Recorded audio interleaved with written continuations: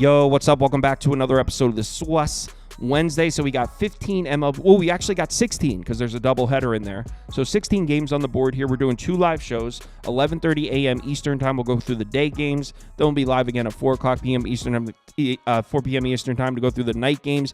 As far as Tuesday night, had another green one. I went 3-3, but of the 3 wins, one was my top bet. I had a full unit on the Mets team total over 3.5, and my other 2 wins were both plus money. One was the Marlins at plus 175. That was awesome. And then I hit the D-backs first 5 money line at plus money as well, plus 102 or something. So solid night. Went 3-3, but made some money. I'll take it.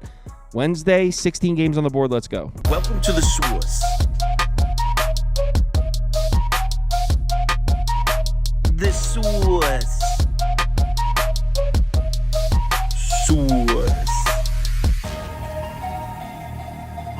Hey, get the Source. First up, Seattle on the road in Tampa. Rays are short home dogs here, plus 100. Total sitting at 7.5. We got George Kirby on the mound for Seattle. Ryan Pepiot pitching for the Rays. Let's take a quick look at the spreadsheet. And according to the model, we got a slight lean on the Mariners through the first 5, 2.39 to 2.23. Slight lean on the Mariners' final score as well, 4.6 to 4.18. Before we get into this one, let's look at some ROI numbers. Mariners have been profitable on the season, plus 2.2%. Last 10 games, minus 8.8%, though. Rays have been the opposite.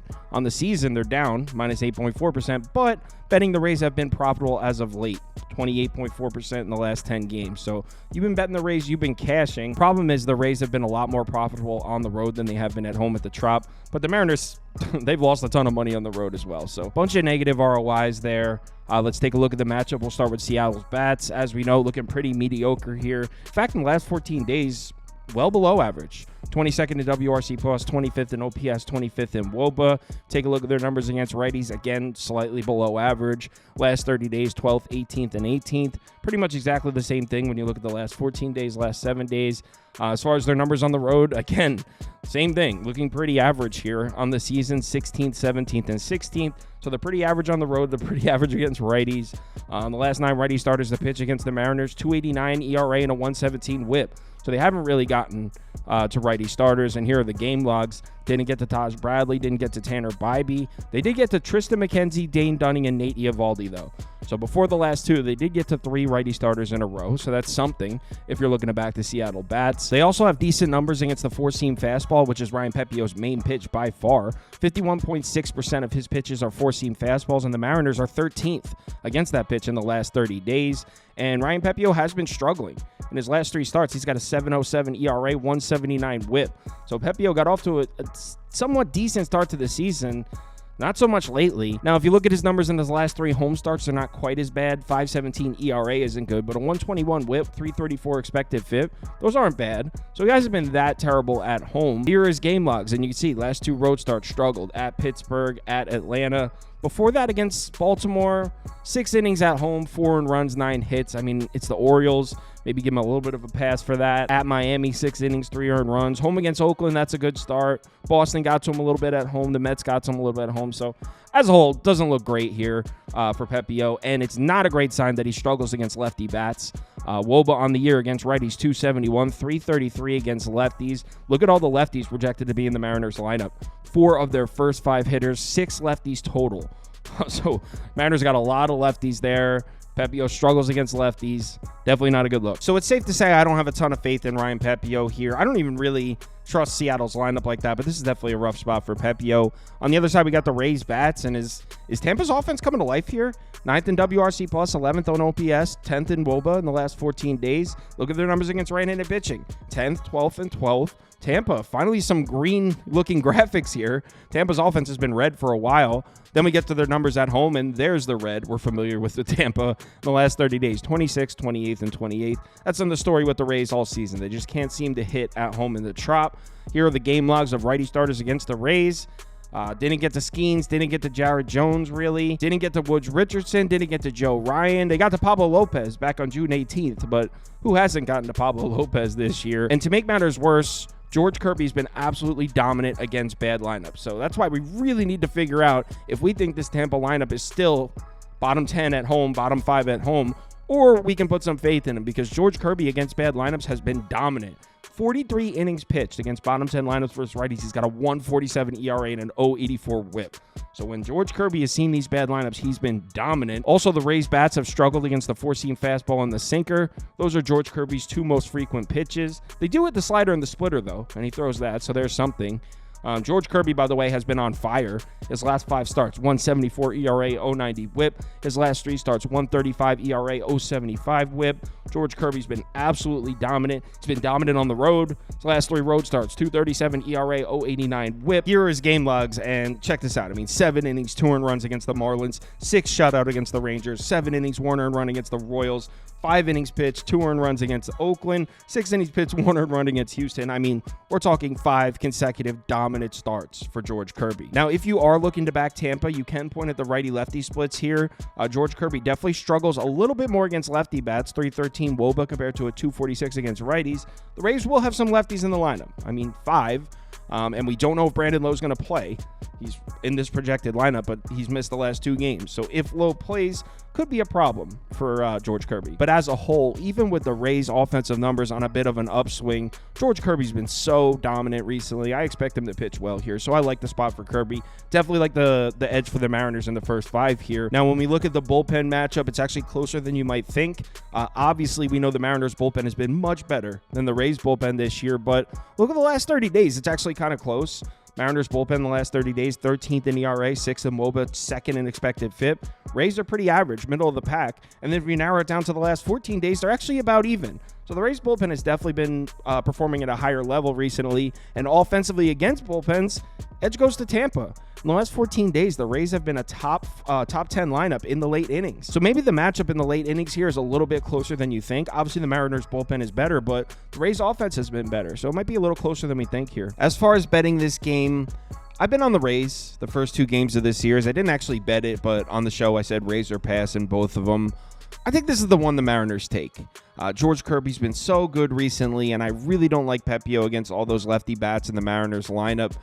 So I'm really considering a Mariners money line bet in this one. I haven't actually placed it yet. I think I have 5 bets open, and this isn't one of them. But I wouldn't be surprised if I end up taking Seattle money line. It's at -120. I'm even seeing a -115. There's a -112 at FanDuel. I'm really considering taking that. So it'll definitely be Mariners money line or pass for me. Next up, Phillies are on the road in Detroit. Tigers are dogs at home, +148. Total sitting at 9. We got Spencer Turnbull getting the start for the Phillies, and it looks like he's going to take Taijuan Walker's spot, who's dealing with an injury. Now, pitching for the Tigers, I did a whole video. You're about to watch it. Assuming Jack Flaherty was going to pitch, because he was listed as a pitcher. Now it's been switched to be determined. So I don't think Jack Flaherty's even going to pitch anymore. I'll put the clip in here. If Jack Flaherty ends up pitching this next clip, it'll be relevant. But if he doesn't end up pitching, then most of it's kind of useless. So I'll put it in there. If he ends up pitching, cool. If he doesn't, my bad. So before we get into this one, let's start with some ROI numbers. Obviously, we know the Phillies have been a more profitable team to bet than the Tigers, +9.5% on the season to a -9.7%. Recently, the Phillies haven't been quite as profitable, +5.7 in the last 10, -2.5 in the last 5. And if you look at their numbers on the road, you can see Phillies have been a much better team to back at home. On the road, they're pretty much break even on the season, but betting the Tigers at home has been a suicide mission. So obviously the Phillies have been more profitable. Let's take a look at the matchup, and we'll start with the Phillies bats. Phillies are hitting. Last 30 days, top 10 lineup, and if you narrow it down to even more recent than that, last 14 days, last 7 days, it gets even better. Phillies are definitely back. There was a little hitting slump there about 3-4 weeks ago. Seems to be in the past. Look at their numbers against right-handed pitching. Last 14 days, 7th, 7th, and 5th. Last 7 days, 4th across the board. Numbers on the road, as we know, solid. Phillies have been hitting on the road all season. 6 across the board on the year. Last 30 days, 14th, 12th, and 15th. So maybe not quite elite here, but we know the Phillies are a lineup we can count on the road. Here are some game logs. These are righty starters against the Phillies. They got to Casey Mize. They got to Shoshone. Didn't get to Matt Waldron, but they got to Michael King, got to Randy Vasquez. Then you get back to the Baltimore series, and they actually struggled against a couple of those guys. And I will say, if you look at the names on this list, who are the good pitchers here? Matt Waldron, Corbin Burns, Grayson Rodriguez. Phillies didn't get to either of those three. So the Phillies, yeah, they got some great numbers against righty starters, but the 3 times recently that they saw a good righty starter, they actually struggled. And the Phillies numbers are down a bit against the 4-seam fastball and the slider. That's Jack Flaherty's 2 main pitches. See, they're 11th and 17th in the last 30 days. By the way, Flaherty's been dominant. His last 3 starts, he's got an 0.57 ERA and an 0.83 whip. He's truly been dealing. Look at his last 8 starts full season. Elite numbers across the board. Jack Flaherty definitely having a career year here. He's been great at home. His last 4 home starts, 2.49 ERA, 0.99 whip. I mean, these are all-star numbers here. And check this out. He's been especially good against elite lineups. Jack Flaherty against top 10 lineups versus righties, 2.35 ERA and an 0.88 whip. Those are his numbers against top 10 lineups versus righties. So Flaherty's had no problems pitching against these good teams like the Phillies. Here are his game logs. 5 2/3 innings, 1 earned run against the White Sox, 5 shutout against the Astros, 5 shutout against the Rangers, 6 2/3 shutouts against the Red Sox in Fenway. Toronto, Arizona, they've been hitting righties. So, yeah, this is impressive. Flaherty has been dealing, and he's got great numbers against lefty bats. This is not a guy who struggles with lefties. In fact, his numbers are better against lefties. 262 WOBA and an 090 whip against lefties. That includes Kyle Schwarber, Bryce Harper, Bryson Stott. I mean, the Phillies are projected to have 6 lefties in the lineup. So as good as the Phillies are, as reliable as that lineup's been recently, I think Flaherty could deal here. So on the other side, we got Spencer Turnbull pitching, or at least he's projected to be the starter. We'll see. He's been coming out of the bullpen recently. The good news for Turnbull, if he does start, is the Tigers have some weak numbers against his pitch mix. Throws the slider, the 4-seam fastball, and the sinker. Tigers weak hitting numbers against those pitches. And this is a Tigers lineup that isn't hitting anything. I mean, the last 30 days, this is a bottom 10 lineup. Same goes for the last 14 days, the last 7 days. Against right-handed pitching, same thing. Last 30 days, bottom 10 lineup. Same for the last 14, the last 7. Now, they are starting to hit a bit at home. Last 30 days, 12th in WRC+, 12th in OBS, 12th in WOBA. That's a huge improvement to what these numbers looked like a few weeks back. So Tigers at home starting to score some runs. There's something, but look at their numbers against righty starters. The last 7 righty starters to pitch against the Tigers combined for a 2.08 ERA and a 1.05 whip. And here are the game logs. I mean, Aaron Nola dealt. They actually crushed Jonathan Cannon, who had been dealing before that. So that's a nice one. But other than that, couldn't get to Andrew Thorpe, Eric Fetty, Reynaldo Lopez, Spencer Schwellenbach, Ronel Blanco. I mean, Tigers haven't been getting to righty starters. So really tough to make a prediction on that side. I mean, obviously, I don't trust Spencer Turnbull. If this guy got beat out for the 5th spot in the rotation by Taijuan Walker, he must not be the most reliable starting pitcher.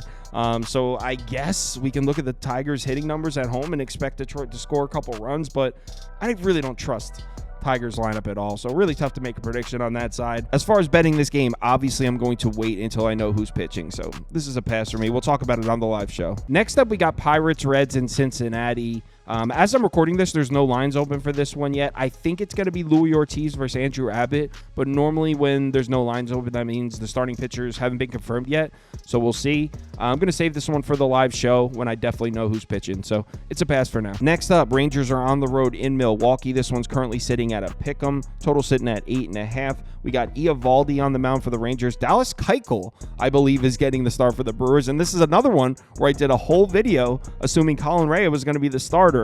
So what I did is I cut out half the video and I put in the part with the Brewers bats against Nate Eovaldi, because that's still relevant. So it starts off with me saying on the other side, because I cut out the whole first part, which was Colin Rea against the Rangers bats, that's now irrelevant. So yeah, on the other side, we got the Brewers lineup, and they've just really cooled off, man. Not that they've been terrible, but if you rewind 3-4 weeks, the Brewers are one of the hotter lineups in baseball, certainly at home against righties. It's not really the case anymore. We've seen the last 30 days, 17th, 19th, and 15th. Look at their numbers at home. Look at their numbers on the season. Top 5 home lineup this year. Last 30 days, last 14 days, they're definitely coming down to earth. And their numbers against righties, again, you rewind 3-4 weeks ago, this was all green. Last 14 days, last 30 days, looking pretty mediocre. Now, when we pull up the game logs of righty starters against the Brewers, you can see they actually got to most of the names on this list.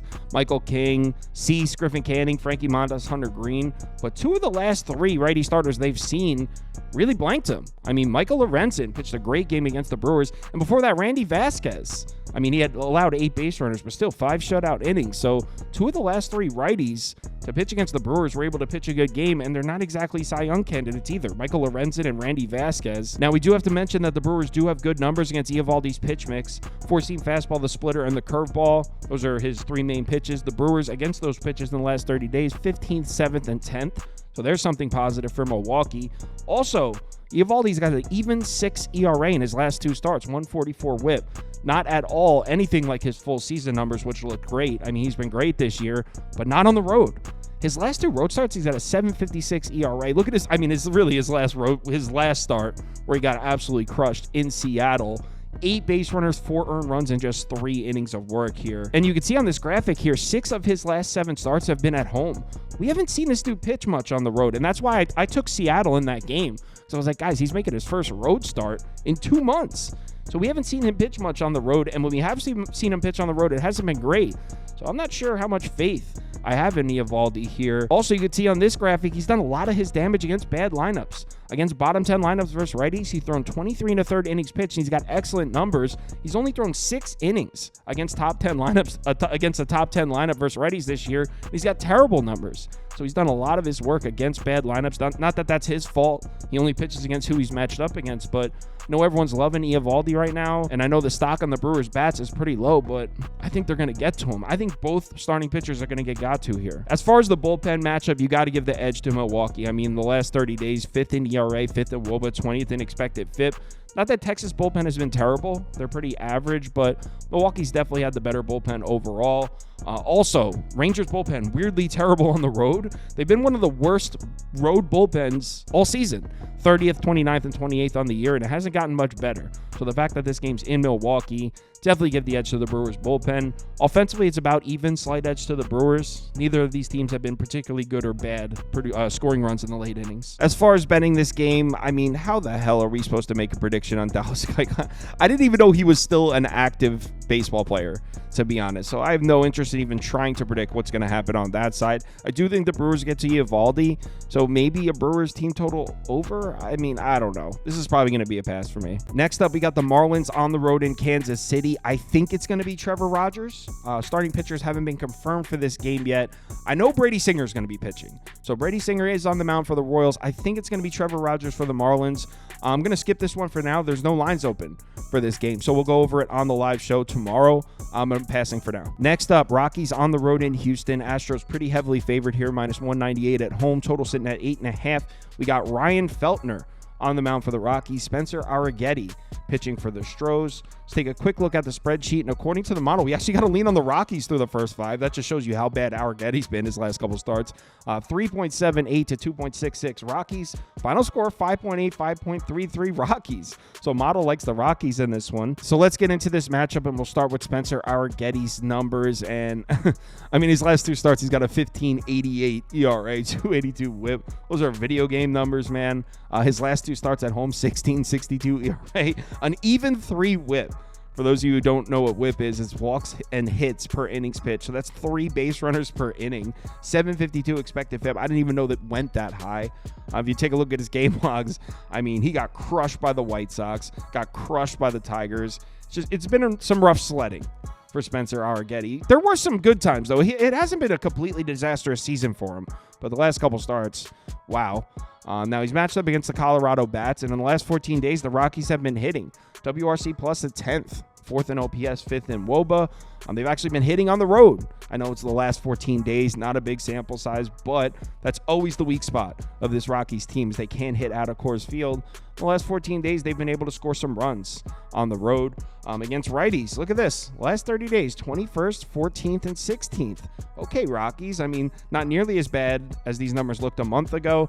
The last 5 righty starters to pitch against the Rockies, 7.18 ERA and 141 WHIP. So again, they've been scoring some runs on righty starters, but look at the last 2. 2.38 ERA and an 0.88 WHIP. And if you want to know who they are, Jake Irvin and Gavin Stone. Both were able to pitch great games against the Rockies. Before that, they got to Bobby Miller, Walker Buehler. Both those games were at home in Coors Field, though. This might be a spot for the Rockies to score some runs here. On the other side, we got Ryan Feltner, and this man just can't stop, won't stop giving up runs this year. In his last 5 starts, he's got an 8.07 ERA. The rest of his numbers don't even look bad, which is crazy. He's got a 3.48 expected FIP in his last 5 starts, but an ERA over 8. And then ready for it to get completely weird, in his last 2 road starts, he's allowed 0 runs. A 0 .30 ERA and an .079 whip. Talk about some confusing stat lines here. You see he got crushed at home by the Dodgers, got crushed at home by the Pirates. Then before that, 5 1/3 shutout innings in St. Louis, just 3 base runners. Absolutely dominant. Then got crushed at home by the Reds, got crushed at home by the Guardians. Before that, 6 shutout innings in Oakland. You want to talk about just some weird game logs, tough to handicap. I mean, I guess it comes down to home-away splits. Both his road starts recently were both good, and it kind of tells a story. I mean, here are his home-away splits on the year. 4.87 ERA on the road compared to a 7.43 at home. WOBA's better on the road, WHIP's better on the road. So maybe Feltner on the road is a guy we can somewhat trust. I personally don't. And now he's on the road in Houston, and this is going to be a tough test because, first of all, the Astros have a great lineup. In the last 30 days, 11th, 11th, and 13th. But they have one of the best lineups at home in baseball. They're actually first in WRC+, first in OPS, first in WOBA at home this year. This has been the best lineup in baseball at home. It's a great lineup against right-handed pitching in the last 30 days, last 14 days, last 7 days. Pretty much top 10, top 5 across the board. The last 3 righty starters to pitch against the Astros, 8.47 ERA and a 171 whip. So the Astros have had no problems getting to righty starters, and you can check it out. Crushed Albert Suarez, got to Corbin Burns, crushed Grayson Rodriguez, who's been pretty good this year. So, yeah, I mean, you could look at Ryan Feltner. Hey, back-to-back great road starts, but I have no faith in him coming into Houston and shutting down the Astros lineup. That just sounds crazy. Also, Houston has great numbers against his pitch mix. Four-seam fastball and the slider are his 2 main pitches. Astros are top 10 against both of them in the last 30 days. Now, something I guess you can look at if you're trying to back Feltner, and this is razor thin, he does have better numbers against righties. 310 WOBA and a 129 whip against righties. That's really not that bad. Astros are a very righty-heavy lineup. 1, 2, 3, 4, 5, 6, 7 righties in the lineup for Houston. So there's something. If you were just looking for some reason to back the Rockies, there's something. But as a whole, I think Feltner's going to get crushed. As far as the bullpen matchup here, definitely goes to Houston. Not that the Astros bullpen has even been good. It's just the Rockies bullpen is truly that bad. Maybe the worst bullpen in baseball. Them are the White Sox. Offensively against bullpens, the matchup's a little closer to even, but still, no question, the Astros have the major edge in the late innings here. So as far as betting this game, I actually did bet this one. I took the over at 8. I already placed it, already posted it. Yesterday on the live show, I said I like the over a pass in this game. Obviously, we saw a low-scoring 5-2 final score. But both of these pitchers, both the pitchers in this one are worse than the pitchers yesterday. I mean, Arrighetti versus Feltner. Yesterday was Gomber versus Hunter Brown. Hunter Brown's been pitching really well, and Gomber's better than Feltner. So 2 worse starting pitchers. Not to mention Houston used Hader and Presley and a couple other their key arms. So Colorado just saw a bunch of the Houston bullpen arms. Down at 8, I think this is a good bet. I took the over. Next up is Oakland, LA. I think it's going to be Roansy Contreras against Joey Estes, but there's no lines open, no totals open, nothing for this game, which usually means the starting pitchers haven't been confirmed yet. So I'm going to skip it for now. We'll go through it tomorrow on the live show. Next up, Nats on the road in San Diego here. Padres are pretty heavily favored at home, -185. Total sitting at 7.5. We got DJ Hurts on the mound for the Nats. Dylan Cease pitching for the Padres. Let's take a quick look at the spreadsheet, and according to the model, we got a slight lean on San Diego through the first 5, 2.68 to 2.2. Final score, slight lean on San Diego again, 4.63 to 4.06. So let's take a look at this matchup, and we'll start with Dylan Cease, who last 2 starts, 11.88 ERA, 2.16 whip. Last 7 starts, 6.69 ERA, 1.60 whip.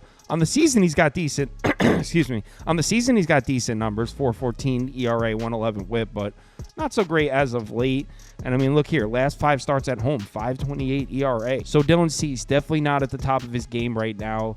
Here are his game logs. Struggled at home against Milwaukee. Brewers haven't even really been hitting recently, especially not on the road. Got crushed by the Mets.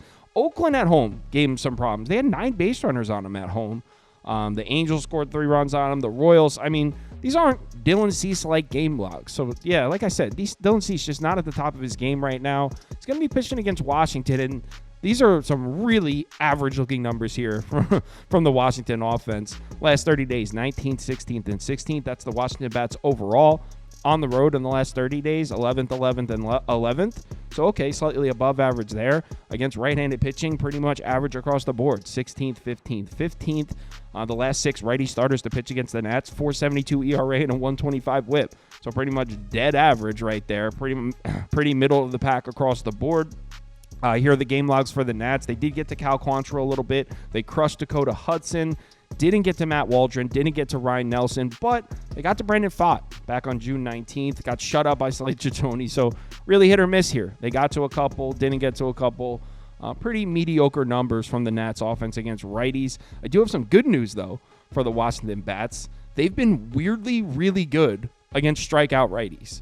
Against righties that rely on generating strikeouts like Dylan Cease, he's got a strikeout rate of 30.85%.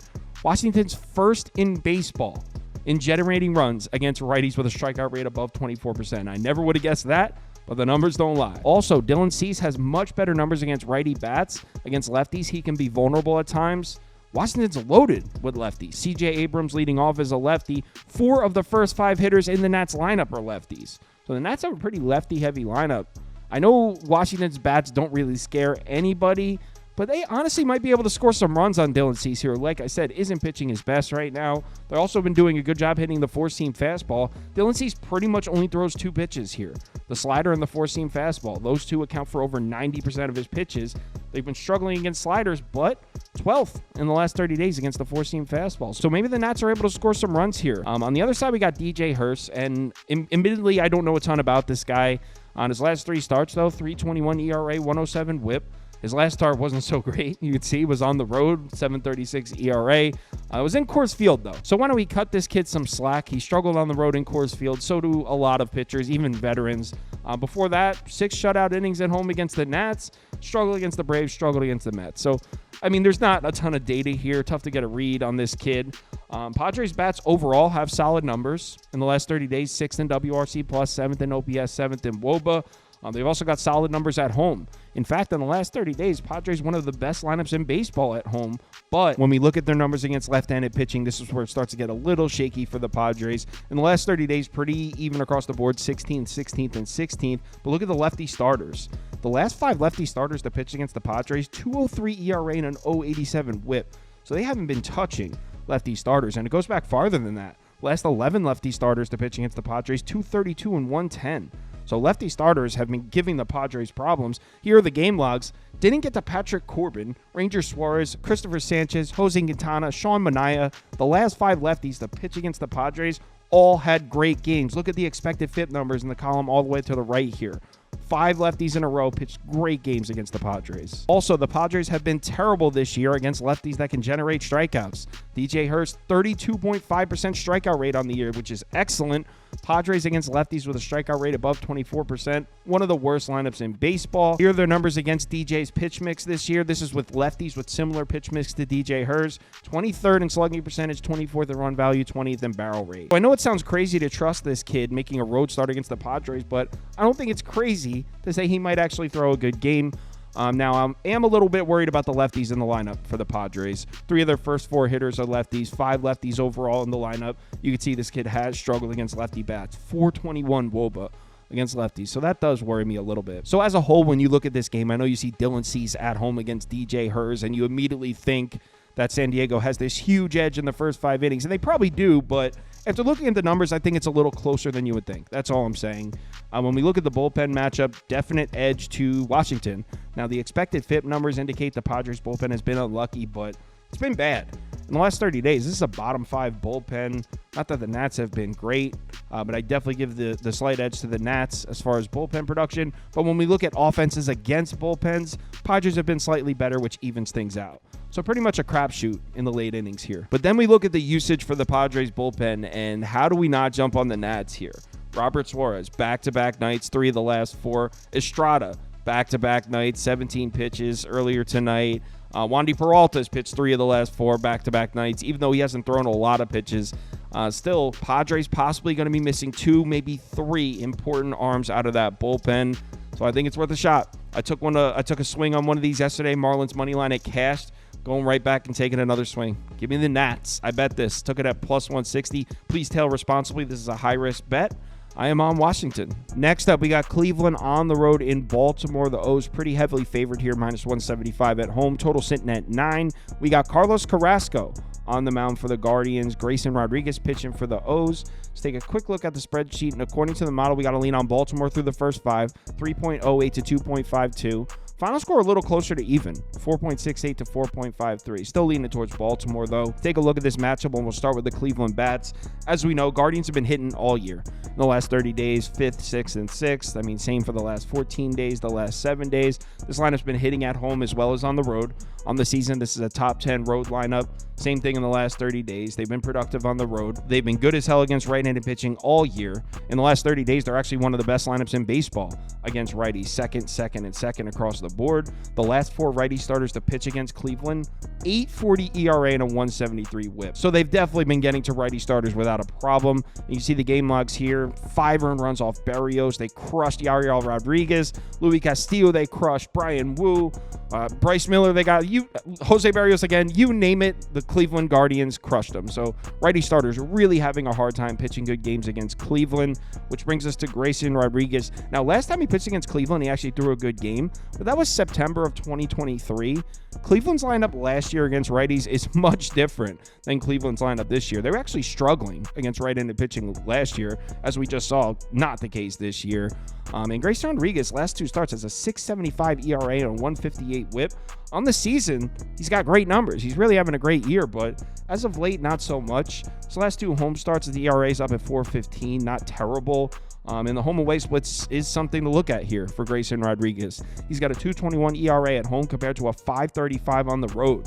Whip is better at home. You can see hits per 9 much lower at home. So he's definitely been better at home in Baltimore, which this game obviously is. So that's a good sign. If you look at his game logs, it's really just one bad start that's kind of skewing the numbers here for Grayson Rodriguez. He got crushed on the road in Houston. I mean, bad. 7 earned runs in 5 innings pitched. Before that, I mean, he's pitching fine. He pitched a great game at home against Philly, pitched a great game against the Rays, against Toronto.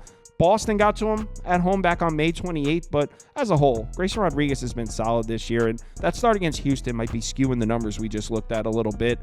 As far as the pitch mix, I'm a little worried at how often Grayson Rodriguez throws the 4-seam fastball. 47.2% of his pitches are 4-seam fastballs, and Cleveland's one of the best lineups in baseball hitting the fastball. His next 2 pitches are the changeup and the curve. Cleveland's also done a good job hitting those pitches as well. So although Grayson Rodriguez is having a great season, I don't see any reason to doubt this Cleveland Guardians lineup. This lineup continues to hit. They continue to hit right-handed pitching, so I expect them to score some runs on Grayson Rodriguez. On the other side, we got the Baltimore bats, and as we know, they've been excellent. One of the best lineups in baseball.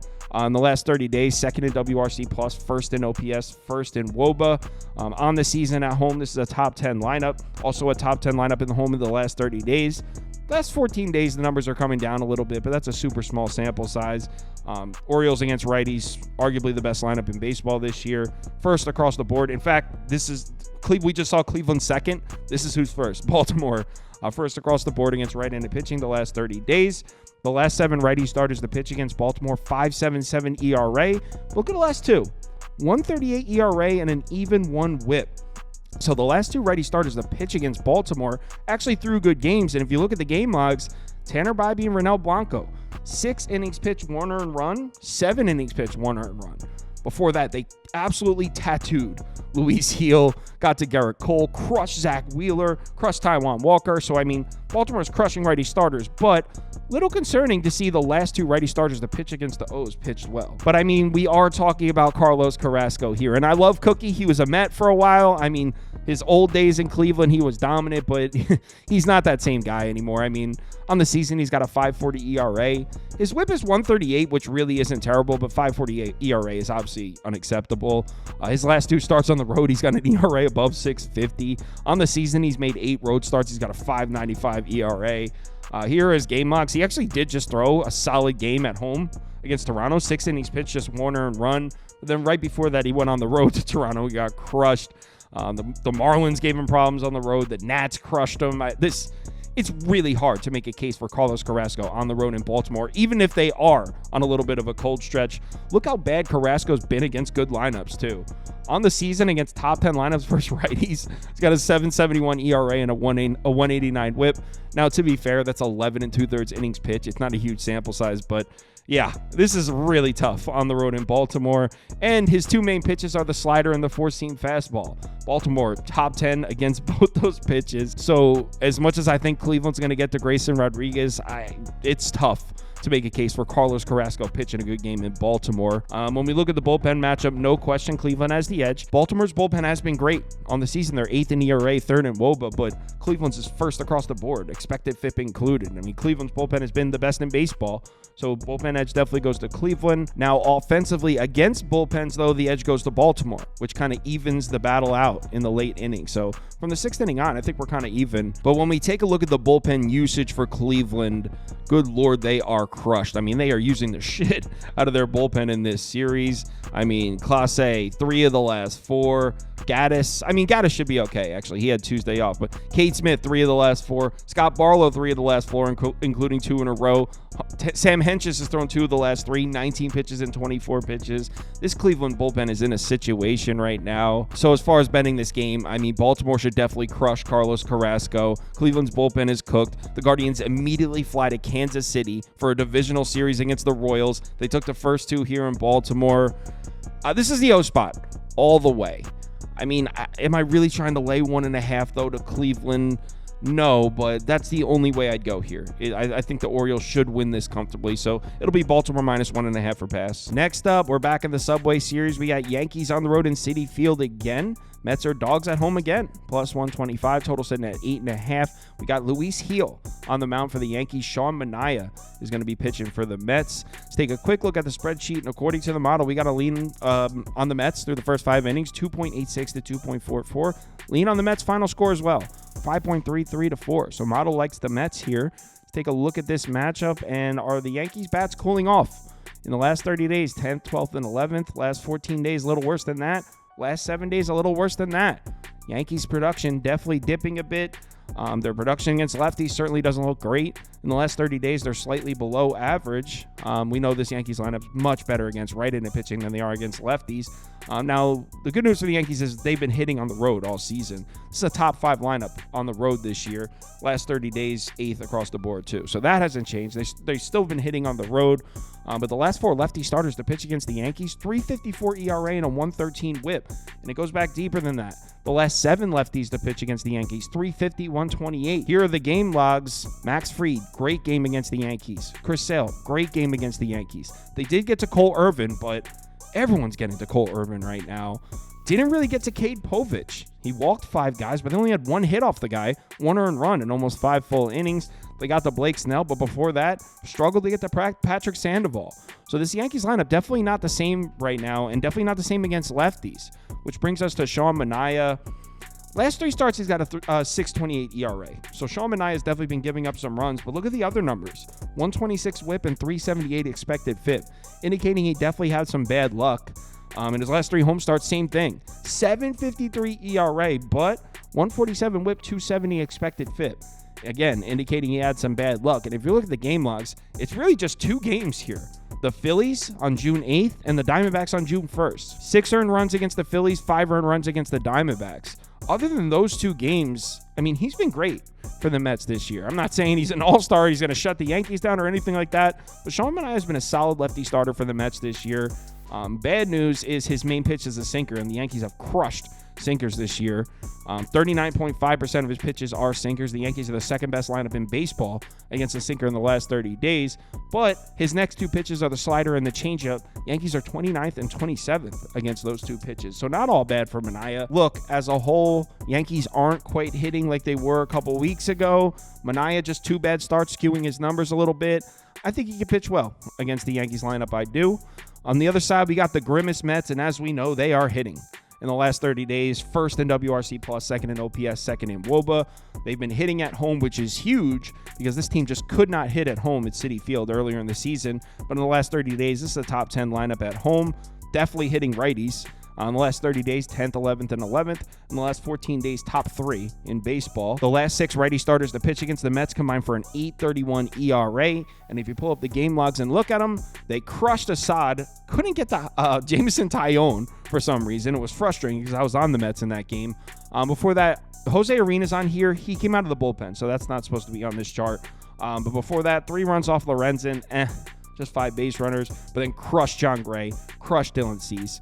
So as a whole, the Mets have definitely been producing against righty starters, but there are a couple that were able to pitch good games against them, which brings us to Luis Gil. what's going on with this guy? I mean, he was having such an unbelievable season. Last two starts, 11.37 ERA, 2.84 whip. Both of those starts were at home in Yankee Stadium, so I guess that's good news. Now he gets to go out on the road where he's been great all year. Maybe that's exactly what he needed. You can see his numbers on the road all year are great. Last four road starts, he's got an 0.71 ERA and an 0.79 whip. Here are his game logs, and you can see, I mean, the last few starts here, Baltimore crushed this guy. 10 base runners and 7 earned runs in 1 1/3 innings pitch. I mean, it was crazy. Before that, yeah, on the road in Fenway, 5 innings pitched, 1 earned run, but he allowed 8 base runners in that game.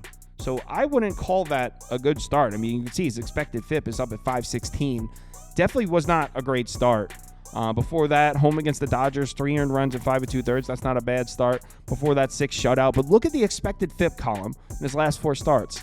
445 was the lowest it's been in the last 4 starts. So personally, I don't trust Luis Gil right now like I did 3-4 weeks ago. That's for sure. Certainly don't trust him pitching against this Mets lineup, which is one of the hottest in baseball. And that's significant because Luis Gil has done a lot of his damage against terrible lineups. On the season against bottom 10 lineups versus righties, 121 ERA and an 0.71 whip. His numbers against top 10 lineups, significantly worse than that. 4.75 ERA and a 122 whip. Mets are most definitely a top 10 lineup right now. Also, the Mets have tattooed his pitch mix. He throws mainly the 4-seam fastball and the changeup. The Mets are 4th and 2nd in baseball against those 2 pitches. So as good as Luis Gil has been for most of this season, I don't trust him here in Citi Field. I think the Mets are going to score runs on him. As far as the bullpen matchup, edge definitely goes to New York. Mets bullpen has been much better than the Yankees. Yankees bullpen has really been struggling. They're definitely injured, but we do have to keep in mind that Edwin Diaz is still suspended. These excellent Mets bullpen numbers we're looking at include Edwin Diaz, who's been good. So Mets bullpen maybe a slight step down right now, but still got to put them above the Yankees. Offensively against opposing bullpens, we're pretty even, a slight edge to the Mets. So I guess in the late innings, I think the edge goes to the New York Metropolitans. Here's what worries me about a Mets bet here, because obviously I want to bet the Mets. They're one of the hottest teams in baseball. They're giving the Mets to us at plus money again. Of course I want to take the Mets, but the bullpen is in tough shape. Hold on, I have the graphic right here. Let me pull it up so I know what I'm looking at. All right, Reed Garrett, 2 of the last 3. Nunez, who's been very good, 2 of the last 3. Ottavino threw last night. Remember, this is a Mets bullpen that's without Diaz, who's suspended for 9 more games. So they're already shorthanded. And also, the Yankees almost came all the way back on the Mets on this same bullpen. They just saw these arms. So I really don't have a ton of faith in the Mets bullpen. Even though they've been really good recently, I don't like this spot for them. I could see the Yankees putting up some runs late in this game. So as far as betting it, tell me why we don't go right back to what paid us last night. They're giving us the Mets team total at 3.5 again. I took it at minus 115, going right back to it. It was my top bet last night, playing Mets team total over 3.5 again. Next up, we got Toronto on the road in Boston. Red Sox are pretty solid favorites at home here, minus 155. Total sitting at 9.5. Yariel Rodriguez on the mound for Toronto. Cutter Crawford pitching for the Bo Sox. Let's take a quick look at the spreadsheet. And according to the model, we got a huge lean on Boston here. 5.01 to 2.44 after 5 innings. 7.38 to 4.17 final score. The reason for this extreme looking score prediction here, Yariel Rodriguez's numbers, very small sample size, and they're pretty bad. That's why it's projecting 7.38 runs for the Red Sox. I don't even know if I've ever even seen this model spit out a number that high before. So anyway, let's get into the breakdown. We'll start with Toronto's bats, and I mean, we've been talking about this for days now. Toronto's lineup definitely underwhelming. In the last 30 days, this is a bottom 10 lineup. Same thing the last 14, last 7. Against right-handed pitching, slightly better than that in the last 30 days, 14th, 16th, and 17th. Pretty much same in the last 14 days, the last 7 days. I guess they've been slightly better on the road than they have been at home, so you can point at that. In the last 30 days, they're actually a borderline top 10 lineup on the road, so there's something. If you're looking for a reason to back the Jays here, you can point at that. Problem is, the last 4 righty starters they've seen, 3.37 ERA and a 103 whip. They did score some runs tonight, though. Obviously, I'm recording this. The stats haven't updated from the game that just ended a couple hours ago, so keep that in mind. Here are the game logs of righty starters against Toronto. Didn't get to Tanner Houck. They did get to Tristan McKenzie, though. But, I mean, who isn't getting to Tristan McKenzie right now? Honestly, he's really struggling. Before that, didn't get to Ben Lively. Didn't get to Carlos Carrasco. Didn't really get to Bayo. Yeah, I mean, as we know, this isn't news. Toronto's lineup hasn't been very reliable this year. So how are their numbers against Cutter Crawford's pitch mix? shaky. I mean, he throws the four-seam fastball and the cutter. Those are his two main pitches. They're 21st and 28th in the last 30 days against those pitches. So not a great look here for Toronto. And Cutter Crawford, by the way, he seems to be rounding back into form. He started off the season well, went through a really cold stretch. In his last 3 starts, he's got a 3.93 ERA and an 0.98 WHIP. So Cutter Crawford bouncing back a little bit. His last 3 starts at home, he's got a 4.50 ERA, but look at the WHIP and the expected FIP. An even 2.81, indicating that he pitched a lot better than a 4.50 ERA, or at least that's what those numbers should mean. Here are his game logs. Pretty consistent here. I mean, 5 starts in a row, he went 6 innings or 6 1/3. 3 earned runs, 3 earned runs, 2 earned runs, 4 earned runs. But look at the base runners. 7 in Cincinnati, only 4 against the Yankees, 7 against the Phillies, 7 against the Braves, 6 against the Orioles. So he's letting some runs across, but not a lot of base runners at all, which means the earned run numbers should start to come down. If you're not letting a lot of guys on base, you're probably going to be pitching well. So like the expected FIP numbers indicate here on the right side of this graphic, Cutter Crawford might have had some bad luck recently. Something I don't like here for Cutter Crawford, though, he's one of those righties that has better numbers against lefty bats because he throws the cutter, which runs in on the hands of lefty batters. Toronto's a really righty-heavy lineup. In fact, in the projected lineup for tomorrow, there's only 2 lefties in it. They're projected to have 7 righties in their lineup. So Cutter Crawford, a guy with better numbers against lefties, this isn't really an ideal situation for him. Overall, as far as making a prediction on this side, I mean, Toronto is not a lineup I trust, but Cutter Crawford's been pretty consistently throwing 6 innings pitched, about 3 earned runs. So I think that's what we can expect from him here. 6 innings pitched, 3 earned runs, somewhere in there. On the other side, we got the Boston Bats, and the Red Sox have definitely been hitting. 7th in WRC+, 5th in OPS, 5th in WOBA in the last 30 days. Last 7 days back at 12, so maybe cooling down a bit. If you look at their numbers against right-handed pitching, you'd see maybe cooling down a bit here.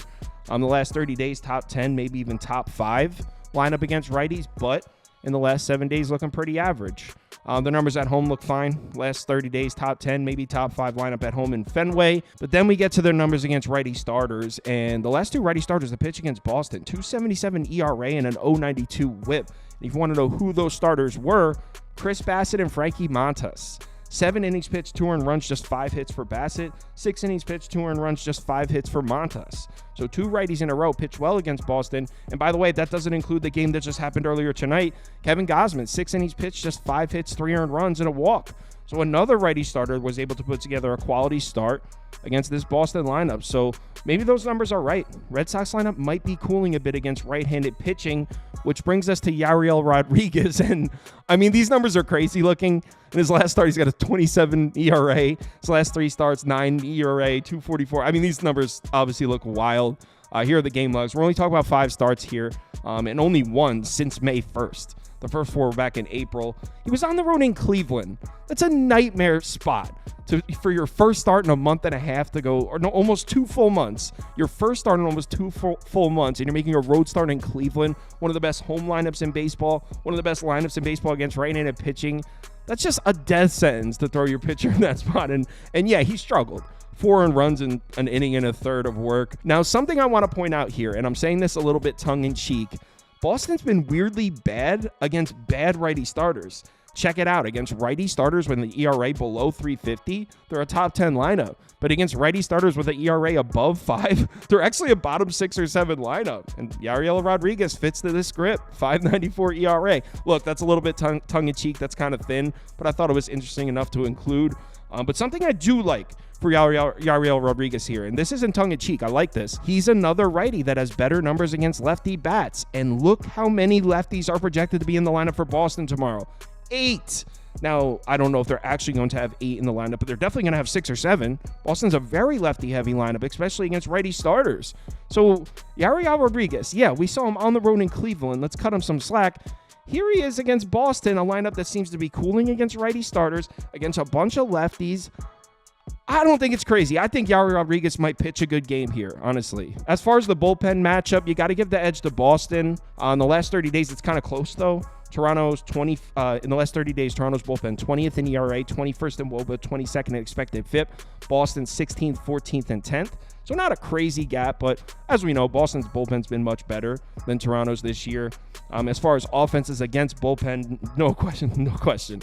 Boston's been way better. I mean, Toronto really struggling to generate runs late. So as far as betting this game, I actually already placed a bet here. I'm back in Yariel Rodriguez. I don't want anything to do with the Toronto bats. I do think the Blue Jays might win. I think it's a sharp spot to take Toronto, but I feel more comfortable just taking the Red Sox team total under. I don't want to rely on the Toronto bats. So I already placed this bet. I got it at plus 116 too. I got Boston team total under 4.5 at plus 116. Like I said earlier, live shows at 11:30 a.m. Eastern time and 4 o'clock p.m. Eastern time. If you're able to make it, we'd love to see you in the comments. Let's have ourselves a good Wednesday here. If you're looking for my top bets or top bets from anyone on the staff here, head over to KyleKirms.com and sign up for Sauce Network Plus. Comes with the top bets, access to the Discord, and you can participate in our weekly betting league. $100 and a trophy go to the winner every single week. It's been a lot of fun. So head over to the website and sign up if you're interested in that. Let's have ourselves a nice Wednesday. Remember to bet responsibly, and I'll talk to you in the Discord.